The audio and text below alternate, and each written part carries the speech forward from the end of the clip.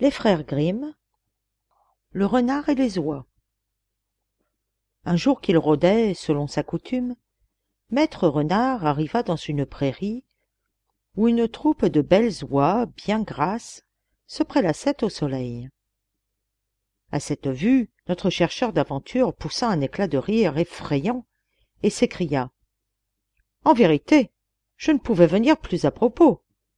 Vous voilà alignés d'une façon si commode que je n'aurais guère besoin de me déranger pour vous croquer l'une après l'autre. » À ces mots, des oies épouvantées poussèrent des cris lamentables et supplièrent le renard de vouloir bien se laisser toucher et de ne point leur ôter la vie. Elles eurent beau dire et beau faire, maître renard resta inébranlable. « Il n'y a pas de grâce possible, répondit-il.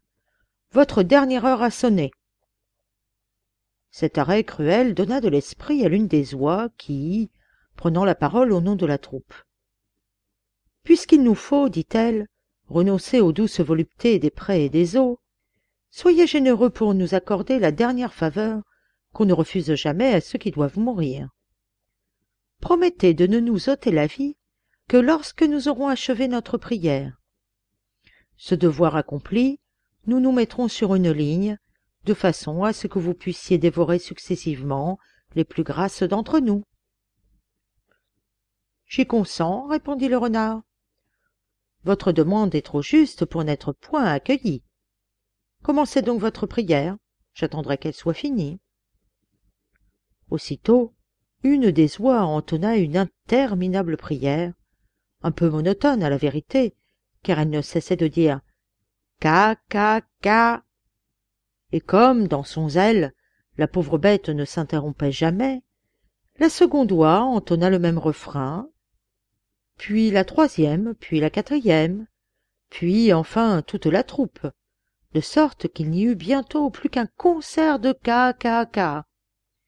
Et maître renard, qui avait donné sa parole, dut attendre qu'elles eussent fini leur caquetage.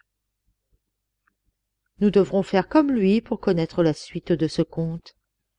Par malheur, les oies caquettent encore, toujours, d'où je conclus qu'elles ne sont pas aussi bêtes qu'on veut bien le dire.